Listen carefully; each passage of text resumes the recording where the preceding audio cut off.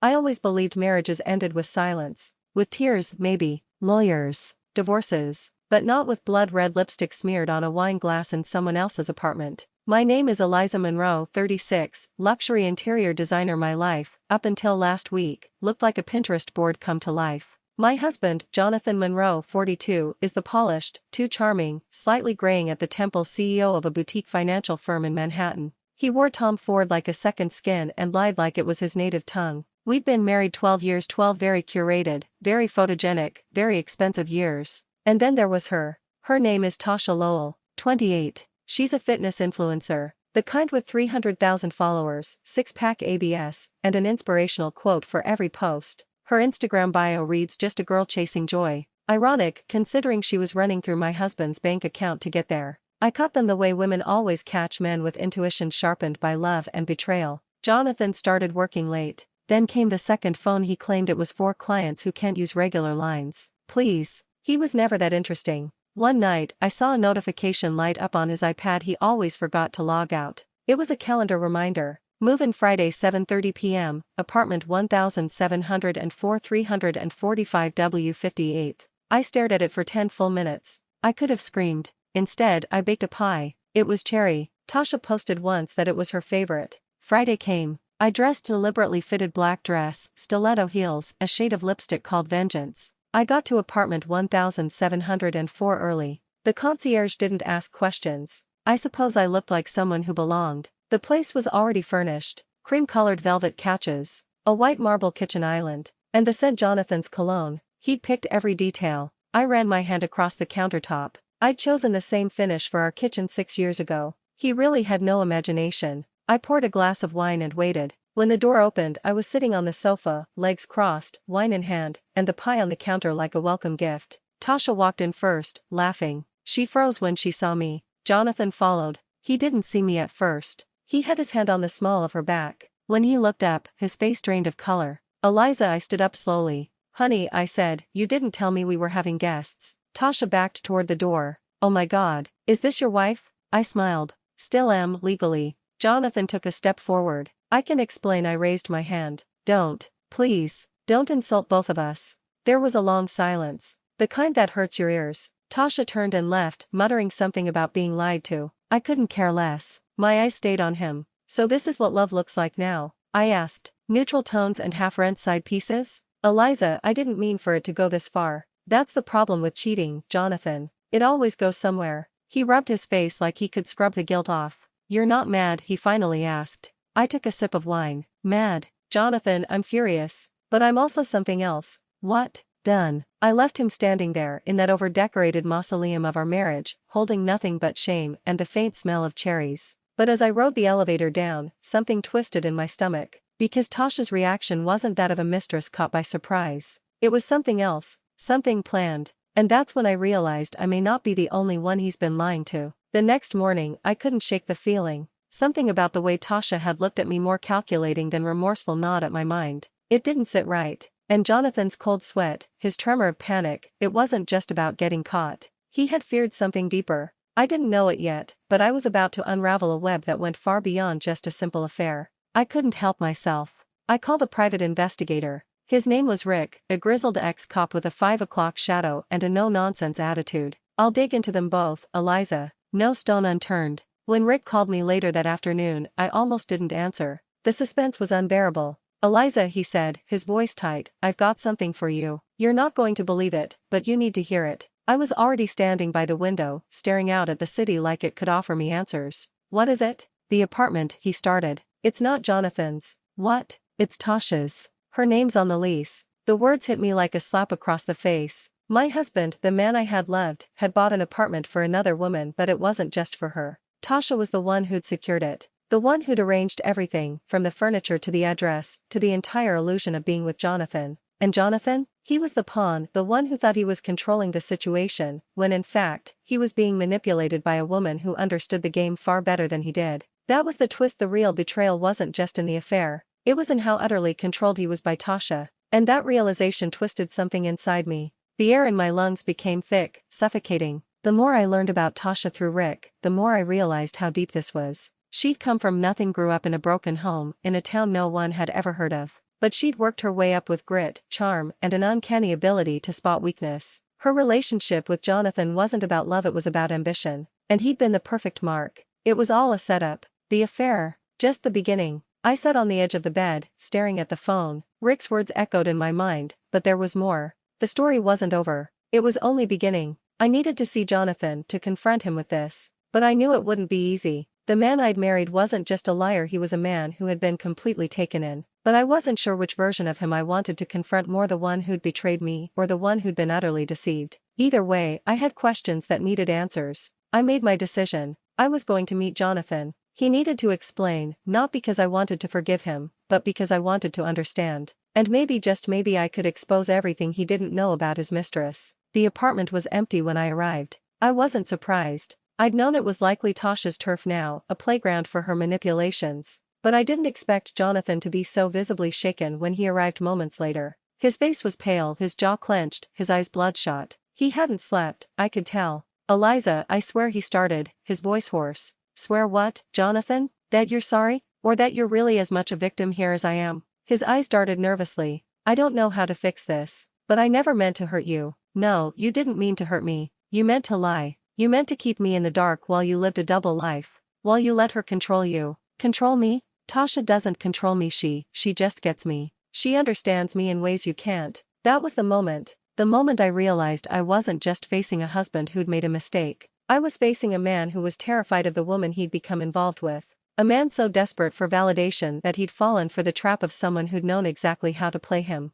My fingers curled into fists. "And what about me, Jonathan? What do I get?" "You're right, I don't understand you. Because the man I married wouldn't have done this." His breath hitched. "I don't know how to get out of this. I thought it was just fun. I thought I could control it. But she's dangerous, Eliza. I didn't know who she was when I started. But now I realize I've made a mess of everything." A laugh bubbled up in my throat. "Dangerous? You think she's dangerous?" I shook my head. "The only thing dangerous here is you, Jonathan. You've been played. And you didn't even see it. Please don't leave me." I blinked, his desperation catching me off guard. "Leave you? I'm not leaving you. I'm staying. I'm staying because I need answers. I'm staying to figure out exactly how deep you've fallen into this mess, and what you owe me for the lies you've told." Jonathan's head dropped. I could see the shame in his posture. He was on the edge of a breakdown, not because of the affair, but because the veil had finally been lifted, and he had no idea what to do next. But I wasn't going to rescue him. I wasn't going to give him the comfort of pretending things could go back to the way they were.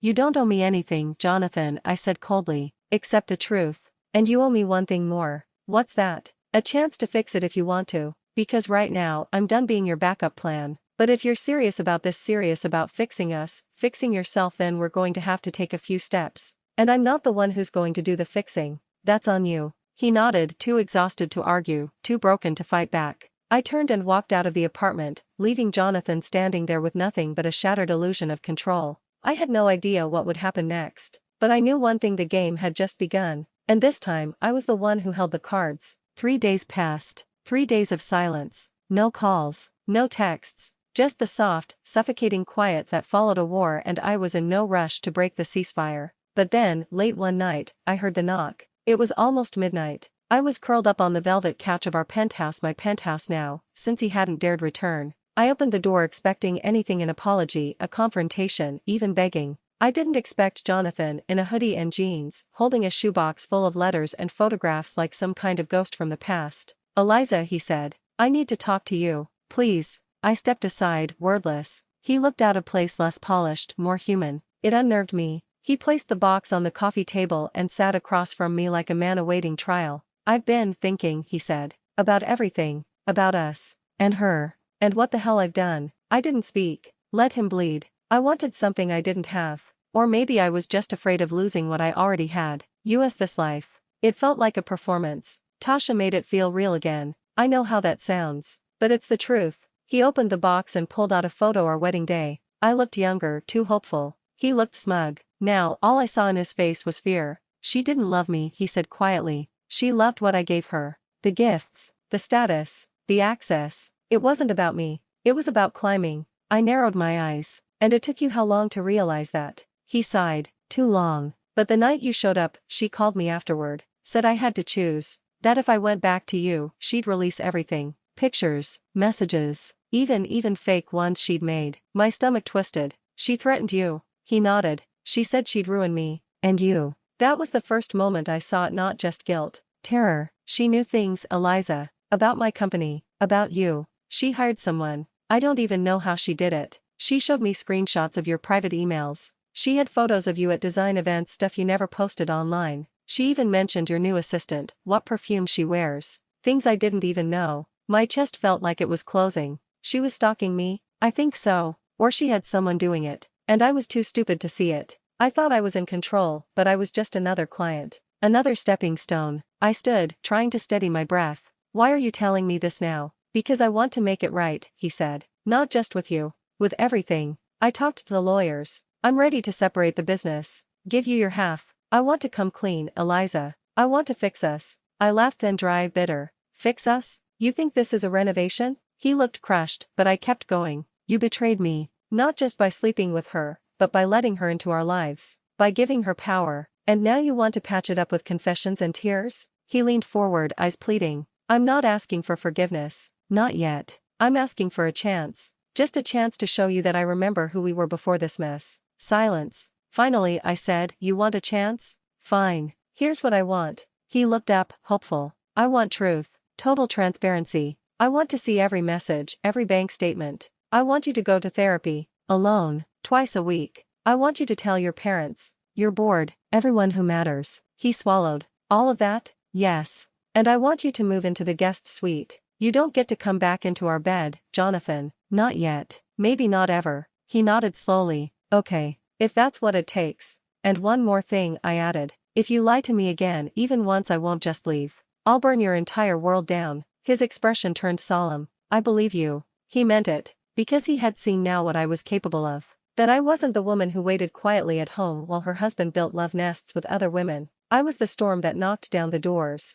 Over the next 2 weeks, we began something fragile. Not reconciliation, exactly. More like reconstruction after a bomb. He moved into the guest suite. He started therapy. He handed over every password, every document. I watched him like a hawk. He was trying clumsily, yes, but earnestly. He brought me coffee in the mornings. He left apology notes. He started texting me random memories, like he was trying to remind me of who we used to be. And sometimes at night, I'd hear him crying through the wall. I didn't comfort him. Not yet. I told my sister, Nadia. She was furious. You should have kicked his ass and sold his Tesla. My best friend Jade, a divorce lawyer, offered to draw up papers immediately, but I said no, because I needed to see where this went. I needed to know if a man who had torn me down could rebuild something worthy in return. And yet, even as I watched him change, something in me whispered he's still hiding something. Because people like Jonathan, people who live by illusion, don't just break free in one clean cut. They rot in layers. The night it happened, the air was thick with something electric. It was late after midnight, and I was pacing the kitchen in silk pajamas, nursing a glass of red wine, trying to silence the war in my head. Jonathan had just returned from his 3rd therapy session, and something was different. His shoulders didn't slump. His eyes didn't avoid mine. There was a calmness in him. A terrifying calmness. He came to the kitchen doorway and leaned on the frame like he belonged there. Like it was 2016 and we were still happy. Wine, he asked. I raised an eyebrow. Since when do you ask? He smiled softly, almost boyishly. Since I realized I used to assume too much. About you. About us. I hated how his sincerity chipped away at my fury. But the truth was, for 2 weeks, he'd been different. Transparent. Gentle. Apologetic. He'd started leaving post-it notes around the apartment, like breadcrumbs of the man I once loved. You looked beautiful at the gallery last night. I missed the way you stir your coffee counterclockwise. Still can't listen to Ella Fitzgerald without thinking of our first dance. I didn't trust him, but I couldn't ignore that something was shifting. Want to go for a drive? He asked. Just, no agenda. Just us. I think we forgot what we sound like when no one else is listening. We drove. Top down. Wind in my hair. Music low. Etta James this time, not Ella. Manhattan glowing like an old lover that never left. We didn't talk for the first 10 minutes. But then he reached over, rested his hand on mine, and whispered, I don't deserve you, but I still love you. The words felt like they'd waited years to be said. Not the kind of thing a cheating man says to keep the peace, but something raw, old, and honest. I looked over. Do you even know what love is, Jonathan? You think you love me because I represent stability, but love is about chaos too. It's about choosing someone even when it's ugly. Especially when it's ugly. He nodded. Then I love you more now than I ever have. I didn't respond, but I didn't pull my hand away either. A week later, we went to his parents' anniversary dinner. A small, overpriced affair in the Hamptons. 30 guests, white linen, champagne flutes, tension you could chew through like steak. The moment we walked in together, the room stiffened. His mother, Caroline Munro, classic wasp in pearls and judgment, looked me up and down like I was a designer handbag she thought had gone out of style. "Eliza," she said coolly, "I'm surprised to see you here." I gave her a smile sweet enough to rot teeth. Jonathan and I thought it was time the family saw what rebuilding looks like. Her lips tightened. Jonathan's father, Gerald, quiet, buttoned up, and never particularly warm, shook my hand but couldn't meet my eyes. Everyone knew. Of course they did. Moneyed families gossip like teenagers in private schools. Then came my sister Nadia, who had insisted on tagging along for moral support. She wore a fire-red cocktail dress and the smirk of a woman who would joyfully murder my husband with a shrimp fork. She pulled me aside during the second toast. "Why are we entertaining this farce?" "Because he's trying, and I need to see if it's real." She rolled her eyes. "Trying doesn't erase betrayal, Eliza." "No," I said, "but it might redeem a man, and I need to know if he can be redeemed." The party rolled on. Small talk, too many salads, too many people pretending we weren't a ticking bomb centerpiece. But Jonathan stayed close, attentive. He didn't drink. He checked in with me every half hour. And when the band started playing something slow, he asked me to dance. I hesitated, then I said yes. We moved slowly, familiar. His hand rested at the small of my back the way it used to when the world wasn't broken. And for the first time in months, I felt warmth. It wasn't love, not yet, but it was something real, a thread, a pulse, a flicker of a marriage on life support, finally breathing again. The reactions from our inner circle were mixed. Jade, my best friend, almost staged an intervention. "You're letting him what? Dance his way back into your bed?" I didn't defend him. I just told her what I knew to be true. "He's not the same." "That's what they all say," she snapped. "Until the next pretty little lie walks by." I didn't argue, because part of me agreed with her. But then there was his therapist's report. Jonathan shared it with me voluntarily. Page after page of raw admissions. His guilt, his self-doubt, his obsession with control, his fear of losing me. It was like reading his diary if diaries were emotionally naked and clinically dissected. He wasn't just trying, he was confronting himself in ways I never thought possible. He even agreed to something I never expected: a couple's retreat. 7 days in the Catskills. No phones, no distractions, just communication, trust building, and rediscovery. It was the kind of thing we used to mock. Now it was our Hail Mary. We drove up together, talked, left, slept in separate beds. He respected the boundaries, never pushed, never hinted. He cried during one of the sessions. Really cried. Talked about how Tasha made him feel wanted, but how he knew it was artificial. How he traded depth for dopamine. How he hated the man he saw in the mirror every day she was in his life. I didn't forgive him then, but I saw him. And sometimes, that's how healing starts. With being seen. On the 6th night, in the silence of the forest cabin, I sat beside him on the porch. We were wrapped in blankets. Stars above us. A bottle of wine between us. He whispered, "Do you think we'll make it?" I was quiet for a long time. Then I said, "I don't know. But for the first time in months, I want to find out." He kissed my hand. I didn't stop him. And so we returned to the city, not as a couple restored, but as two fractured people daring to try again. Family was skeptical. Friends were furious. But Jonathan and I, for the first time in a long time, were honest. Every night he came home on time. Every password remained open. Every therapy appointment was attended. There was hope. And there was progress. But there was also one thing I hadn't yet discovered. One thing still buried in shadows. One lie that hadn't been uncovered. And when I finally unearthed it, it would change everything. It started with a password. Not a changed one, but one I'd never seen before. Jonathan had given me access to his phone, his emails, his bank apps, everything. I'd scoured them all like a forensic analyst, not because I enjoyed it, but because trust had to be earned, and I needed evidence of his change. But one night, when he left his laptop open after falling asleep on the couch, a notification popped up in the corner of the screen. "Parcel delivered, locker number 709, code ZJ92T. It was from an account I didn't recognize, jmonroe.designs@protonmail.com. A private email. My skin went cold. He'd never mentioned this one. Never shown it to me. Never even hinted that he had another inbox.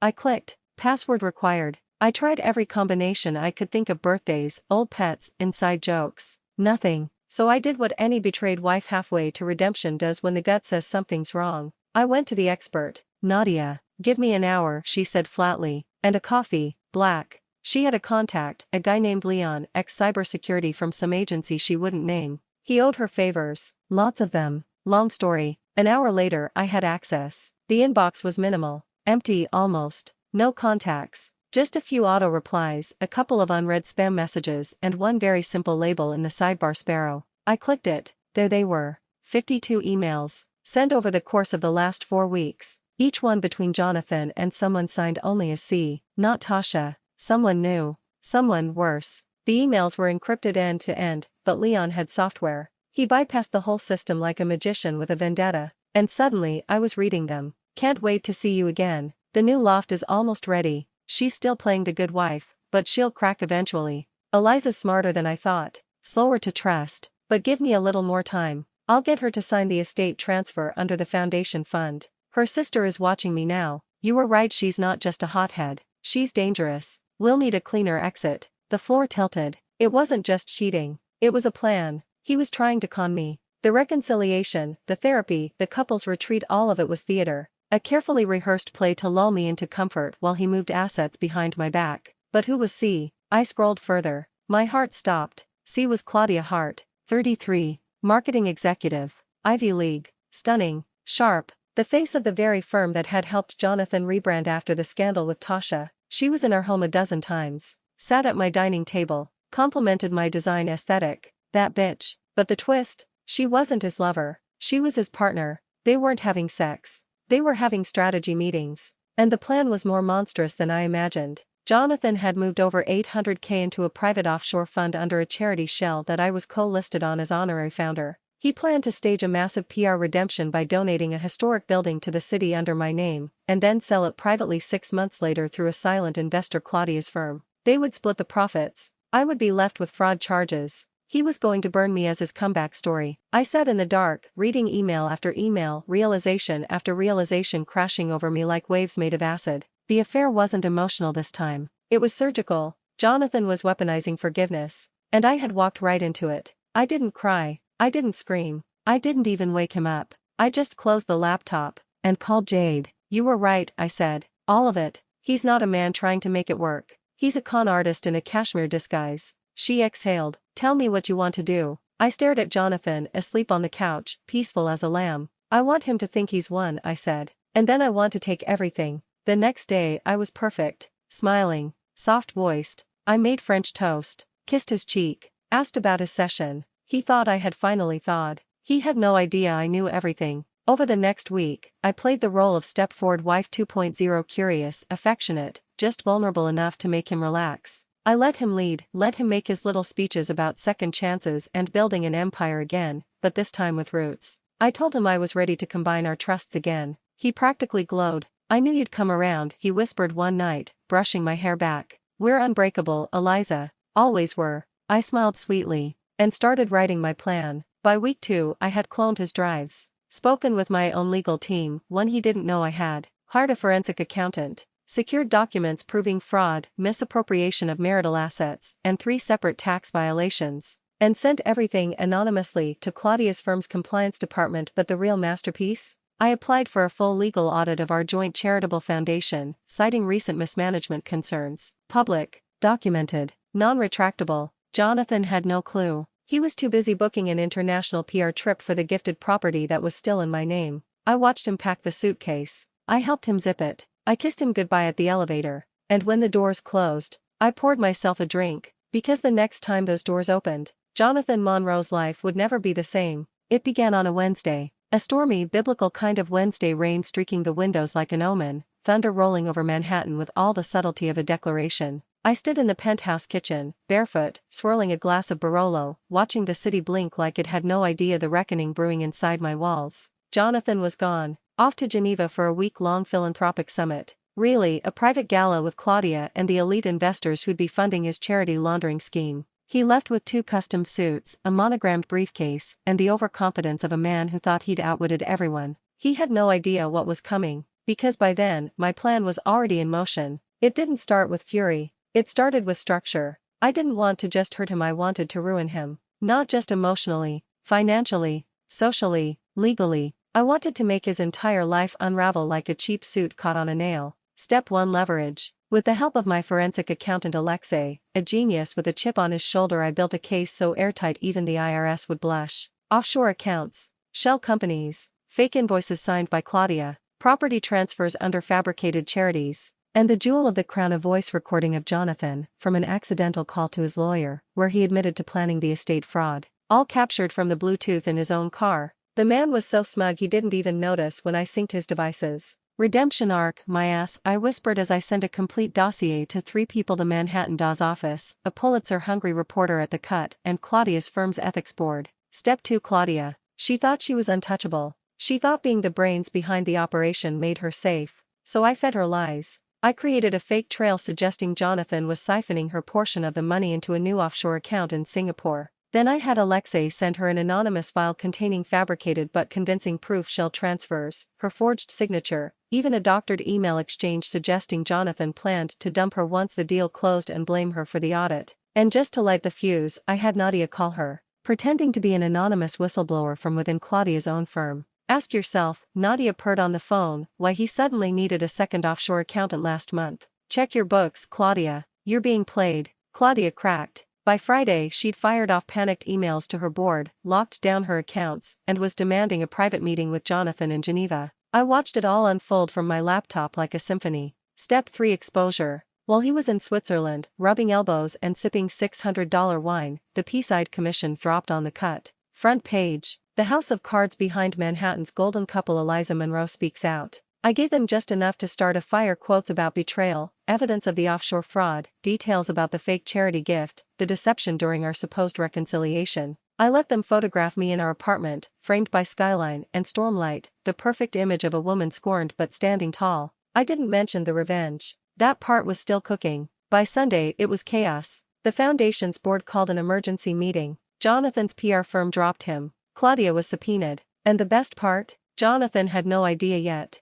He was too busy trying to contain Claudia, who by then had flipped entirely, turning over hard drives, financial records, and emails in exchange for immunity. She sold him out like yesterday's stock. Step 4: the coup de grace. Jonathan landed in New York on Monday morning, jet-lagged and smug, expecting an apartment full of rose petals and handjobs. Instead, he was met at JFK by 2 agents from the Department of Financial Services. They didn't arrest him. They just questioned him, seized his phone, took his laptop, served him with a notice of investigation. He arrived home pale, sweaty, shaken. "Eliza," he called out, stepping into the penthouse, "we have a problem." I was in the living room, lounging like a Bond villain in silk pajamas, sipping tea. "No, you have a problem," I said. "I have clarity." His face contorted. "You did this," he whispered. "You betrayed me." I set down my cup. "Funny. That's the exact line I used when I found out you were planning to pin financial fraud on your wife." He lunged toward me, but stopped short. His hands were shaking. "You don't know what you've done." "Oh, I do," I said, rising.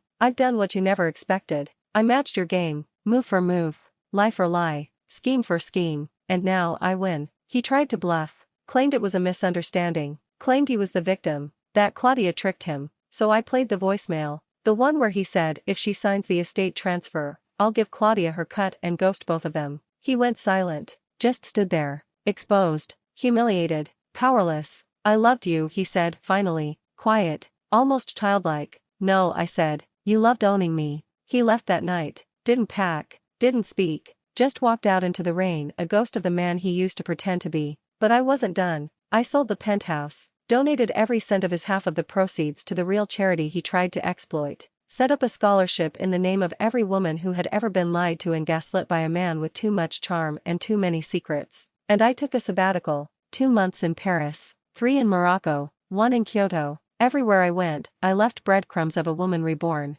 not just a survivor, a strategist, a storm in heels, because I hadn't just taken revenge, I had rewritten the narrative. And Jonathan? He was now the subject of 5 investigations, 2 lawsuits, and exactly 0 invitations to any of the galas he used to consider his kingdom. I made sure of it. The stage was set for the final act. But revenge, true, operatic, unforgettable revenge, requires not just strategy, but timing. It was 6 weeks after Jonathan had vanished into the fog of legal purgatory. He'd gone radio silent, dodging subpoenas, avoiding the media, and hiding in some upstate rental pretending to meditate and rediscover his truth. Meanwhile, Claudia had been dragged through 3 days of testimony and a grand jury investigation. She was already halfway to flipping on every shady investor they'd partnered with, including Jonathan's old college roommate/wealth advisor, Miles Kessler, who, it turned out, had a secret cocaine habit and 3 sealed indictments already waiting for him. The empire was crumbling. But I wasn't satisfied yet. No, that satisfaction would come with a show, one he'd have to watch. So I planned a party, the kind of party Jonathan used to throw at the apex of his social fame. Elegant, exclusive, curated down to the art on the walls and the caviar selection. But this one, it was a trap. I called it the Phoenix Gala, a black tie benefit hosted in the very historic building Jonathan once tried to donate in my name and then secretly sell. It had since been converted into a legitimate community center, thanks to me. And now I was throwing a lavish reopening celebration in it. Invites went out to everyone, high society friends who'd turned cold after the scandal, journalists who wanted to reframe the narrative, philanthropists hungry to cleanse their conscience, and a few old allies I hadn't spoken to since the marriage burned. I made sure Jonathan got one unmarked envelope, no return address, just the card, printed in gold foil: come witness the rebirth. One night only, dress like you've survived something. He wouldn't be able to resist, and I was right. The night of the gala, the building shimmered with light. Gold and crimson drapery framed the restored chandeliers. A jazz quartet played something slow and rich. Champagne towers sparkled. I wore a floor-length black gown, high slit, corseted waist, sheer sleeves, and heels that could kill a man in the right scenario. Nadia was at my side, sipping bourbon and scanning the crowd like a panther.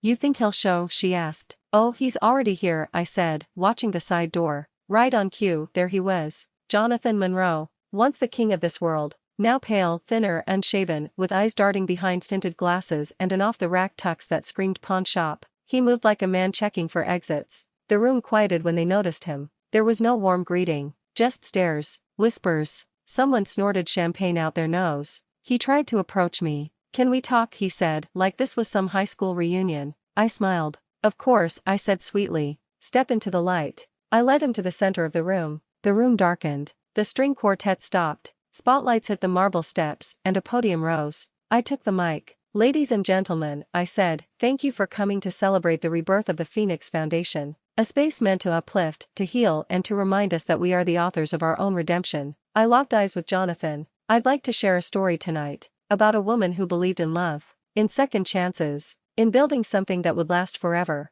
and about a man who mistook that belief for weakness." Jonathan's jaw tightened. The woman gave everything. Her time, her loyalty, her name. The man gave lies, conspiracies, and a blueprint for betrayal so intricate it would impress even the most seasoned white-collar criminal. Gasps, whispers. I continued. But what the man didn't know was that the woman learned fast, that she had friends, and that she could burn down a kingdom in heels if she had to. I turned to the side, and the screen behind me lit up. Security footage, documents, screenshots, emails, voice recordings, all of it. Every piece of evidence we'd collected against Jonathan and Claudia, legally vetted, cleared for public release by my legal team, artfully edited into a 90-second reel that played like an Oscar-worthy trailer for the fall of a Wall Street prince. At the end, it simply said, "This is how you bury a man without touching him." The audience was dead silent. And then the applause started. Slow, then faster, then standing ovation. Jonathan turned white. Reporters swarmed him.